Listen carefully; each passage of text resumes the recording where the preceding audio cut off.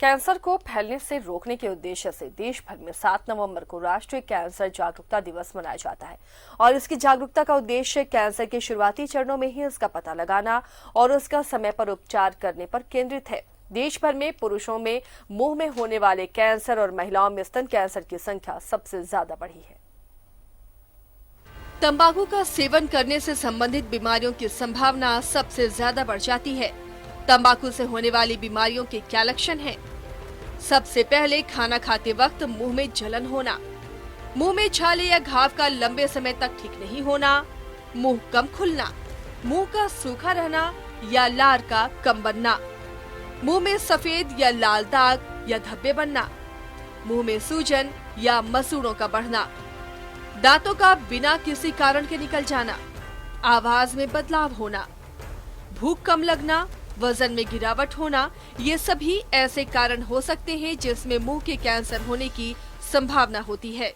मुंह का कैंसर जो है यहाँ पे बहुत ज़्यादा तेज़ी से बढ़ रहा है। हम लोग पिछले 2-3 साल में देखे हैं कि बहुत सारे मुंह के कैंसर के मरीज यहाँ आते हैं और उनको हम फिर यहाँ के ऑन्कोलॉजी विभाग में भेज के उनका इलाज करवाते हैं। सबसे ज़रूरी बात यहाँ पे ये देखने वाली है कि मुंह के कैंसर जो होता है उसके पहले वाली जो स्टेज है, जिसको हम लोग प्री कैंसर स्टेज बोलते हैं। प्री कैंसर स्टेज होता है जिसको हम लोग इंग्लिश में अगर बोला जाए तो ल्यूकोप्लेकिया भी बोलते हैं, जिसमें मुंह में एक सफ़ेद कलर का धब्बा बनता है। फिर एक मुंह के अंदर जब मुंह खुलना कम हो जाता है तो उस बीमारी को हम लोग बोलते हैं ओरल सबम्यूकस फाइब्रोसिस।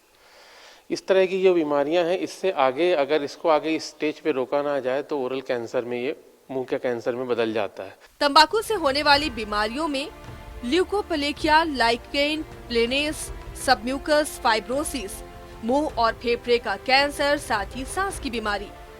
प्रमुख लक्षण है सिगरेट का धुआं जहरीला होता है। सिगरेट का धुआं जहरीला होता है और इससे आपको और आपके आसपास रहने वालों को भी काफी नुकसान हो सकता है। अगर आप या आपके किसी रिश्तेदार को तंबाकू उत्पाद, गुटखा, पान मसाला और खैनी का सेवन करते हैं तो उन्हें फौरन ऐसे लक्षण होने पर नजदीकी दंत चिकित्सा संस्थान जरूर ले जाएं। तंबाकू के सेवन का आदी हो चुके लोगों को तंबाकू छुड़ाने के लिए रिम्स डेंटल इंस्टीट्यूट उनकी मदद कर रहा है। जन स्वास्थ्य इकाई विभाग, जिसको पब्लिक हेल्थ डेंटिस्ट्री बोलते हैं, इन दोनों के कोलैबोरेशन में एक तंबाकू निषेध केंद्र खोला गया है। ये तंबाकू निषेध केंद्र ओपीडी के बगल में ही स्थित है। इसमें हम लोग मरीजों को हर तरह से काउंसलिंग करते हैं, उनको वीडियोस दिखाते हैं, पोस्टर्स दिखाते हैं, चार्ट्स दिखाते हैं और तंबाकू के होने वाले दुष्प्रभाव के बारे में बताते हैं। जबड़ा, जो नीचे का जबड़ा होता है, कई बार हम लोगों को जीभ और कई बार जो मैग्जिला होता है वो निकालना होता है। ये जब पार्ट्स निकल जाते हैं मुंह से तो जो खाने की प्रक्रिया है वह इतना दुर्लभ हो जाता है। कई बार पेशेंट मुंह से खाते हैं और उनका खाना नाक से और इस तरफ से गिरता रहता है, तो एक छोटी सी प्रक्रिया जो है हमारे खाने की, वह उनके लिए एक असंभव जैसा टास्क बन जाता है। ज्यादातर मामलों में कैंसर के आखिरी चरण में निदान किया जाता है, जिससे रोगी की बचने की संभावना कम हो जाती है। भारत में अनुमान लगाया गया है कि हर 8 मिनट में एक महिला की मृत्यु सर्वाइकल कैंसर से होती है, जबकि पुरुषों और महिलाओं के बीच तंबाकू के उपयोग के कारण लगभग 3,17,928 मौतें हुई हैं। पुरुषों में मौखिक गुहा और फेफड़ों के कैंसर में 25% अधिक मौतें होती हैं।